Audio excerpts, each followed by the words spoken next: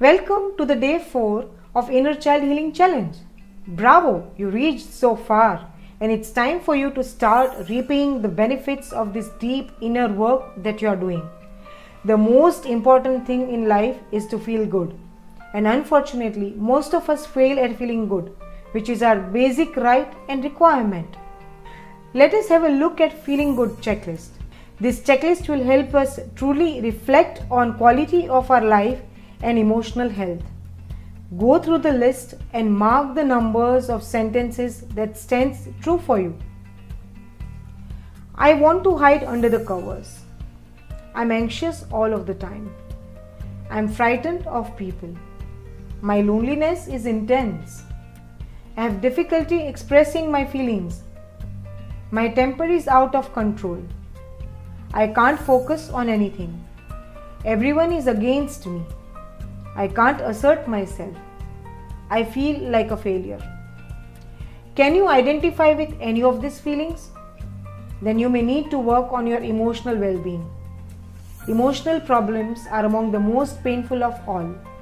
Occasionally, we may feel angry, sad, lonely, guilty, anxious, or frightened. When these feelings take over and become predominant, our life can become an emotional battleground. What we do with our feelings is important. Will we punish others or force our will upon them? Will we abuse ourselves in some way? We need to really check that. What we do with our feelings is important. The belief that we are not good enough is often at the root cause of this problem. Good mental health begins with loving the self. When we love and approve of ourselves completely, the good and the so-called bad, we can begin to change. Part of self-acceptance is releasing other people's opinions. Many of the things we have chosen to believe about ourselves have absolutely no basis in truth. For example, a young woman, Ella, was a client of mine several years ago. She was extremely beautiful and made a good living as a model. She told me what a hard time she had going to the gym because she felt ugly. As we worked together, we discovered that a school bully from her childhood used to call her ugly. This person would also beat her up and constantly threaten her. In order to be left alone and to feel safe, Ella began to hide. She bought into the fact that she was not good enough. In her mind, she felt she was ugly. Through mirror work, self-love and positive affirmation, Ella has improved tremendously. Her feelings of anxiety may come and go, but she now has some tools to work with. Remember, feeling of not being good enough starts with negative thoughts that we have about ourselves. However, these thoughts have no power over us unless we act upon them. Thoughts are only words strung together. They have no meaning whatsoever. Only we give meaning to them.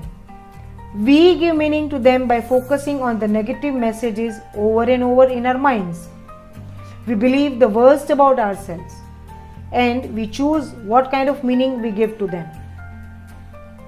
Whatever pain we might be in, let's choose the thoughts that nourish and supports us. If you have any negative feeling in your body, then affirm, I release the pattern in my consciousness that is creating resistance to my good. I deserve to feel good. This is a master affirmation. Repeat this until you feel acceptance. Do this several days in a row. You may feel funny doing some of these exercises. You may wonder how they might possibly change you. I have seen them work for many people. Taking one step at a time will accomplish wonders. Now let's proceed and do a powerful exercise, the attitude of gratitude. It is a proven fact that one cannot feel sad or bad while feeling grateful. In fact, it is observed that people who practice gratitude regularly actually reverses their challenges and adversities. Now let me share with you my real life example. In 2012, I was diagnosed with stage 4 osteoarthritis, which made my physical condition painful and stagnant. I used to constantly feel bad and resentful towards my life experiences. In the mid of all that I was going through, I came across a beautiful story that changed my life. The story goes like this. Once upon a time, a man died and just went straight to the heaven, and he met an angel at the gates of the heaven. The man was surprised to see the angel. The angel greeted him and asked him if he was ready for the tour of this beautiful heaven. Well, the man was not only ready but was also excited for it. As they started walking, the man saw a big room where lots of work was going on. He saw so many angels going through small and big papers, reading them carefully. Man was surprised, seeing so much of busyness, because he thought heaven was the place to chill. So he asked the angel, "What's going on in this room?"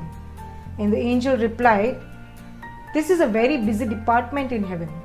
Here we receive requests from humans on earth to send them their desired things. We answer their prayers. This place is where everything is documented." Man was really surprised. The angel said, "Now let's move ahead and let me show you around."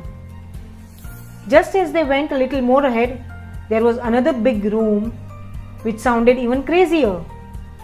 There were huge boxes and small ones too, and angels were busy packing and dispatching them. He was surprised even more. So he looked at the angel again. But before he would ask, the angel smiled at him and said, "Well, this is the busiest department we have here in heaven. Here we are packing and dispatching everything that humans are asking for, big or small. Everything is sent to them by this department, from a small ring to a car, a big house or a pet. Everything goes from here."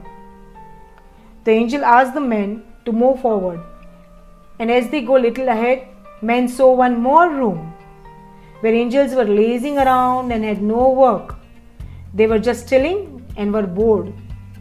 The man was very surprised, so he asked the angel, "Well, what department is this now? They seem to have really good time relaxing here." The angel looked at him and said, "Well, this is our acknowledgement department." The man asked, "What does that mean?" So the angel replied that once we receive the request and we send the orders to people on earth, we never receive an acknowledgement from them that they have got their desires and wishes fulfilled. Well, did you understand what does that mean? And why were the angels easily relaxing in that room? Because we failed to tell thank you for whatever we received. While I was suffering from bad health, I did not care to acknowledge the good I had in my life. Yes, it was tough, but it could be worse. When I read this story, I started acknowledging all that is good in my life. I have lungs so that I could breathe. I had eyes so that I could see. My kidneys are functioning properly. My heart is fully functional. I had a bed to sleep on and food to eat, and I had running water in my tap. There are so many who does not have these basic facilities. How could I not be grateful? Well, once I changed my attitude from complaining to gratitude, I started seeing little changes in my life. Today, you know who I am and where I am. That's all because I started to acknowledge what I already have. I hope this gives you understanding, awareness and wisdom about what you must do. So here's your today's assignment. Make a list of 10 things that you are really grateful for and post them on our Facebook group thread. Have fun, and I'll see you on Facebook.